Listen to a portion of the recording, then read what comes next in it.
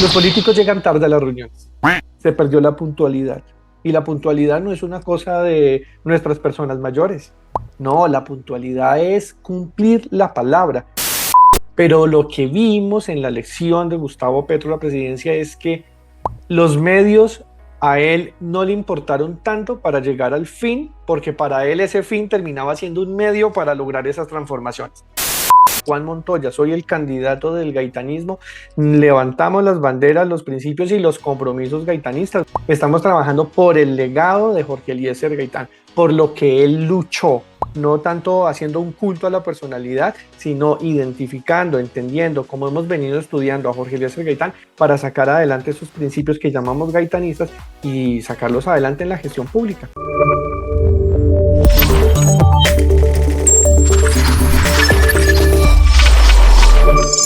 Bienvenidos, estamos una vez más con un candidato, en este caso al Consejo de Bogotá.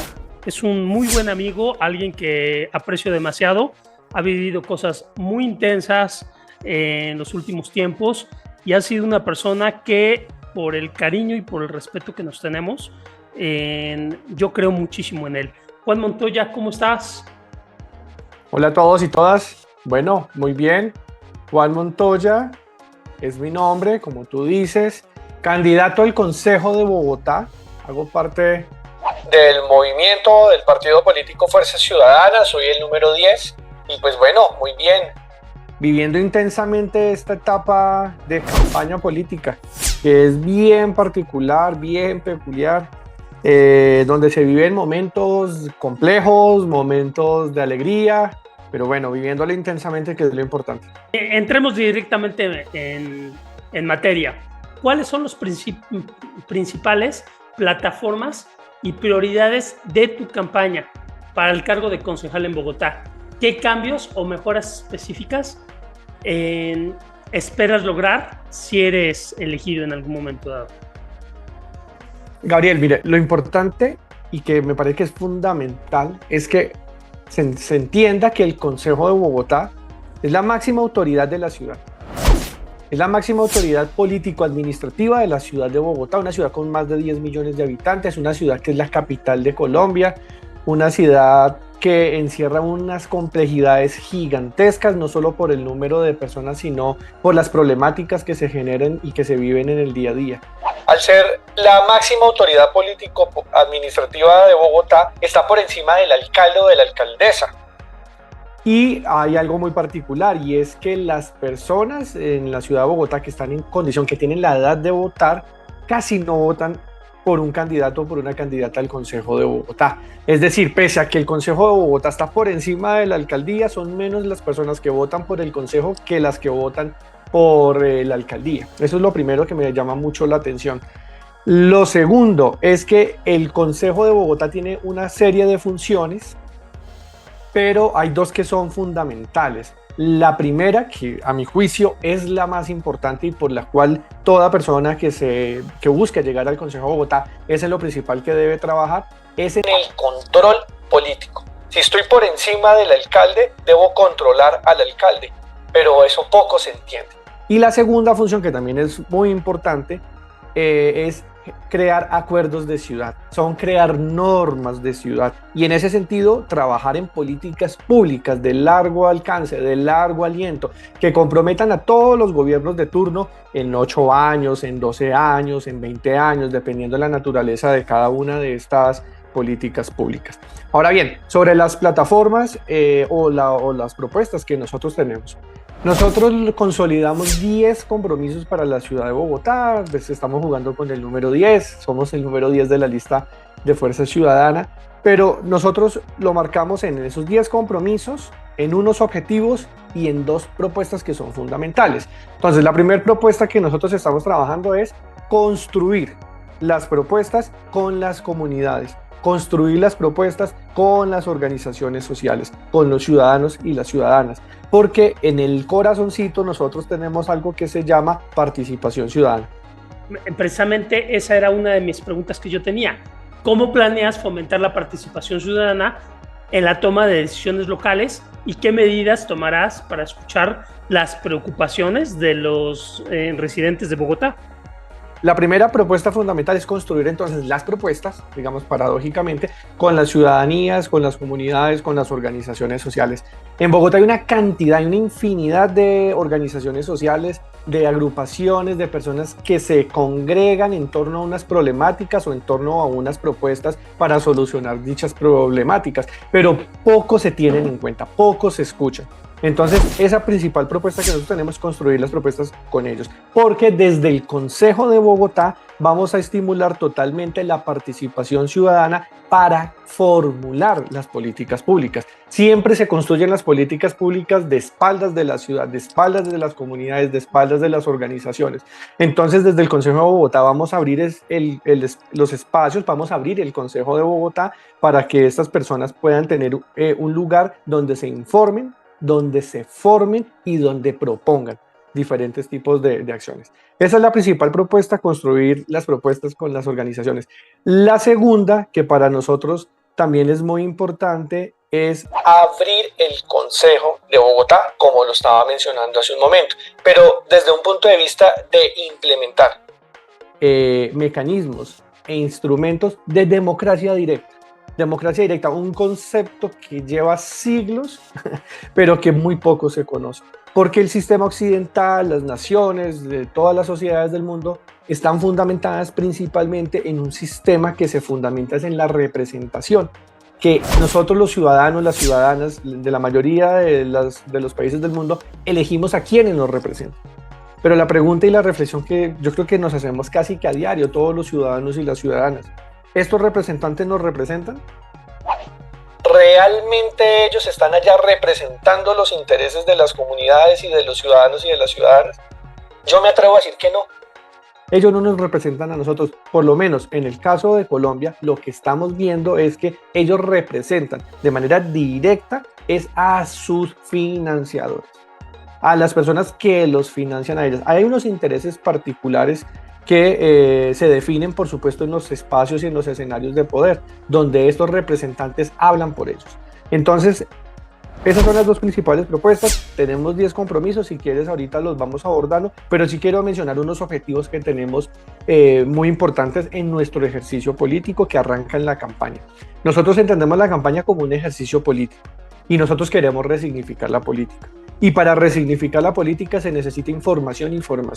Nosotros estamos haciendo pedagogía en la calle. Estamos hablando de qué es la democracia directa, de la importancia del consejo, de qué es el consejo de la ciudad, porque lamentablemente los ciudadanos, las ciudadanas todavía no dimensionan la importancia de este espacio. Entonces queremos resignificar la política. Estamos también posicionando algo que nosotros, y rescatando los principios gaitanistas que también me gustaría que conversáramos más adelante, Gabriel, es la honorabilidad política. Los políticos llegan tarde a las reuniones, se perdió la puntualidad, y la puntualidad no es una cosa de nuestras personas mayores. No, la puntualidad es cumplir la palabra. Si decimos a tal hora, en tal lugar, llegamos a tal hora y a tal lugar. Tenemos que hacer cumplir la palabra, que eso también hace parte de la honorabilidad política. Si no cumplimos un horario, si no cumplimos la palabra, no cumplimos con los electores, no cumplimos con nuestras propuestas. Y por eso escuchamos a diario a los ciudadanos y las ciudadanas diciendo, es que prometen y no cumplen. Llegan allá y se olviden de los ciudadanos. Con toda la razón, con eso nos chocamos a diario en las calles. El tema de la moralidad pública. Siempre los políticos y las políticas, en su mayoría, no todos, en su mayoría ven la política como una oportunidad de negocio. Entonces, represento a los intereses de mis financiadores. ¿Cómo voy yo ahí? ¿Qué gano yo ahí? Entonces, eso es como ellos piensan y ven el aparato público, ¿cierto? El Estado, el distrito, la nación o la región, el departamento, como una oportunidad de negocio. Entonces, ¿cómo voy yo ahí? ¿Cómo nos repartimos esto? ¿Cuál es mi ganancia con ese contrato? ¿Qué gano yo con esta entidad? ¿Cuánta gente puedo meter? De esa gente, ¿cuánta me puede ayudar? Y sobre esa lógica es que trabajan los políticos y las políticas en su mayoría, no digo que todos. Entonces la moralidad pública, la honorabilidad política son principios que tenemos que rescatar y a mi juicio, como lo hemos entendido y como hemos venido estudiando a Gaitán, son principios gaitanistas.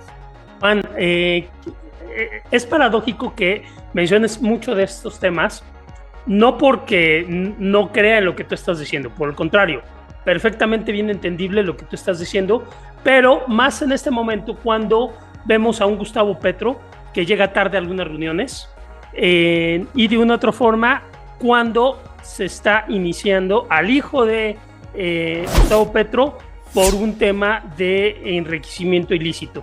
Pero bueno, no quiero adundar mucho en ese tema porque no quiero desviarme de lo que realmente es la temática de la entrevista, que es tu propia persona. Y ante eso sí me gustaría saber cuáles son y cuáles consideras los problemas más apremiantes que enfrenta Bogotá en este momento. Yo soy una persona que considera que los problemas, si no se atacan, o sea, si no se identifican de raíz, si no se atacan a la raíz, no se van a solucionar. Y en Bogotá tenemos infinidad de problemas, pero muchos de esos problemas tienen unos orígenes que si no se identifican y no se abordan de manera integral, de manera directa, pues no los vamos a solucionar nunca. Pero lo que tú mencionas, y no, pues digamos, sin salirme del tema, pero trayéndolo a este espacio, es la elección de Gustavo Petro. Gustavo Petro es una persona bien intencionada, es una persona que se ha preparado toda su vida para ser presidente de la República, es una persona que quiere hacer transformaciones. Decían, él tiene un afán de ser presidente, no.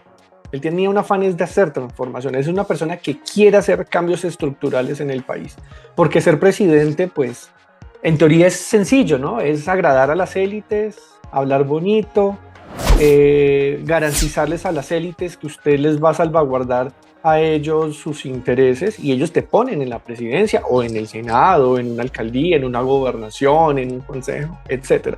Pero quienes no estamos cercanos a esas élites y quienes buscamos transformaciones, queremos cambios, tenemos 1000 complejidades, 100.000 complejidades si se quieren para poder llegar a esos espacios de poder. Gustavo Petro es una persona, y justamente a él es el primero que yo le escuché, muchos más ya lo han dicho, y es que el fin no justifica los medios, son los medios los que determinan el fin. Pero lo que vimos en la elección de Gustavo Petro a la presidencia es que los medios a él no le importaron tanto para llegar al fin, porque para él ese fin terminaba siendo un medio para lograr esas transformaciones. No sé si me haga entender. Sí, entonces, claro.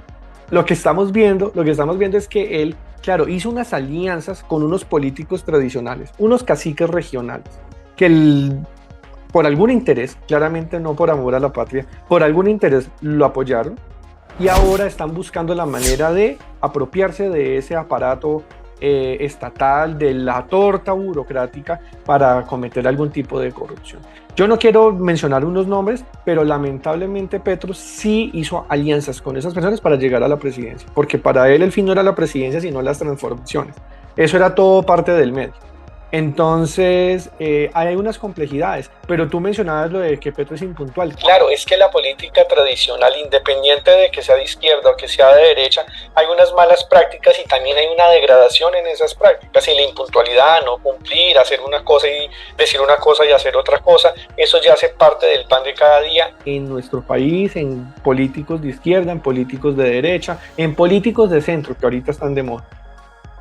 Y finalmente sí me gustaría saber, basado en todo lo que me acabas de decir, con respecto a la transparencia y la rendición de cuentas, que son aspectos claves en la gestión pública, ¿qué medidas propones para garantizar un gobierno local más transparente y cómo planeas rendir cuentas a tus electores?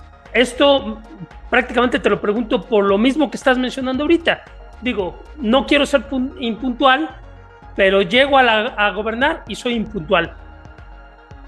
¿Dónde está la lógica del asunto, no? De acuerdo, mire, la participación política, hablo de Colombia, se fundamenta primero en el voto. A ver, los ciudadanos, en teoría, somos constituyentes primarios, somos el poder constituyente. Si los ciudadanos se organizaran para buscar consolidar una nueva Asamblea Nacional Constituyente, lo podríamos hacer. Claro, hay unas personas que están a favor, muy pocas, otras que están en contra, que son la mayoría. Somos constituyentes primarios, pero ejercemos nuestro poder político cada 4 años, en el caso de la presidencia, y cada 4 años en el caso de la alcaldía y las elecciones locales. Nuestra participación se ve rezagada al voto, pero vemos que también hay una abstención muy alta. Entonces vemos que la participación en política es rezagada. cada 4 años, donde no participan todos, porque hay unos fantasmas que encierran la política, que la política es corrupta, que todos son los mismos de siempre, y no entendemos la política, por eso queremos resignificarla. Uno. Dos, la Constitución Política de Colombia del año 1991 avanzó de manera significativa en comparación a la Constitución anterior y nos permitió más instrumentos de participación.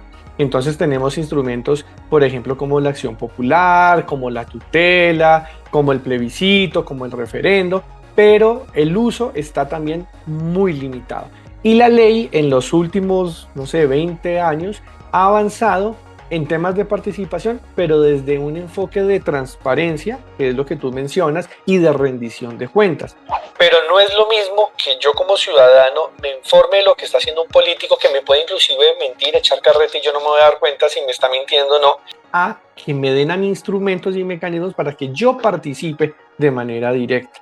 Entonces, en materia de transparencia, yo creo que ya hay suficiente normatividad y sobre eso se puede trabajar. Mi preocupación, que en ese sentido también es mi propuesta, es que avancemos en el empoderamiento ciudadano con información, formación y pedagogía, y también con estímulos de participación directa en los asuntos públicos y en los asuntos de Estado. Es decir, que le demos vuelta al enfoque de la participación. No es solamente que el ciudadano esté sentado viendo, ¿cierto? Entonces hablamos de veedurías, que son importantes y vamos a trabajar con ellas desde el Consejo, que esa es una de nuestras propuestas, es que las veedurías tengan un espacio, como creo que lo mencioné en el Consejo, un espacio permanente para que podamos articular el control político del Consejo con el control social de las veedurías, pero no puede ser solamente el trabajo de ver, veeduría, quienes ven, quienes observan y si acaso de pronto quienes hacen una denuncia, pero tenemos que cambiar ese enfoque de participación, donde tengamos esos instrumentos y esas herramientas para participar de manera incidente. En Bogotá hay unos conceptos que son importantes que tenemos que buscar la manera de potencializar, como los presupuestos participativos. Alguien diría, en la plata está el poder. Que esos presupuestos participativos realmente decidan los ciudadanos y las ciudadanas desde sus barrios, desde sus localidades, es fundamental y sobre eso tenemos que trabajar.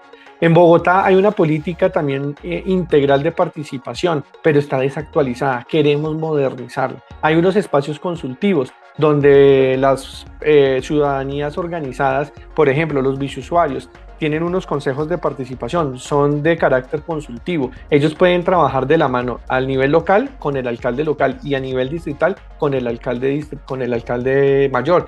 Eso está sucediendo, hay que poner toda la atención en eso, que estas personas que están organizadas y que ya existen unos espacios que puedan tener primero estímulos para que participen y segundo, para quienes participan tenga incidencia de manera directa en la administración pública.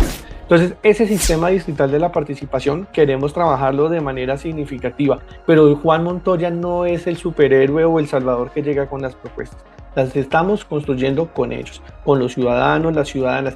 Y lo que estamos nosotros proponiendo, digámoslo así, es que mi curul, por lo menos mi curul del Consejo de Bogotá, sea un espacio donde cada uno de estos representantes de las comunidades, de las veedurías y de las organizaciones tengan su propia voz. Porque mal haría yo, incoherente sería yo, es decir, que estamos, digamos, no en contra, pero ya apartándonos de la democracia representativa para yo ir a representarlos. No. Vamos a seguir estimulando la democracia directa para que ellos de manera directa participen en la formulación de las políticas públicas, haciendo sabiduría ciudadana donde articularemos el control político con el control social y donde van a participar de manera incidente. Y una última cosita, que es lo que nosotros también vamos a buscar, y es que en la administración pública, el Ejecutivo ejecuta, el Ejecutivo hace obras. Y tenemos que estar todos muy pendientes de lo que se está haciendo. Queremos que las comunidades participen en esas obras desde la planeación. No es que unas personas con corbata que salieron de la universidad con doctorado decidan en tal lugar hay que hacer tal cosa. No. La consulta debe ser fundamental con las comunidades. Desde la planeación de cada una de las obras se tiene que trabajar con las comunidades hasta la ejecución y la evaluación. Hay unos conceptos muy bonitos, uno se llama el de la gestión social, hay un caso que me parece que es hermosísimo en la ciudad de Bogotá, que fue la construcción del cable aéreo en Ciudad Bolívar, donde la gente se apropió desde el diseño, desde la planeación, el diseño y la obra de esta gran obra, valga la redundancia, y es un proyecto que es totalmente querido, respetado, que lo cuidan sus ciudadanos y que entienden su importancia y que hacen veeduría de manera permanente. Ese modelo tenemos que implementarlo con todas las obras de la ciudad y no vamos a contar con tanta corrupción, no vamos a contar con tanta desaprobación y vamos a trabajar de manera directa con nuestros ciudadanos y con nuestras ciudadanas en cada rincón de la ciudad de Bogotá.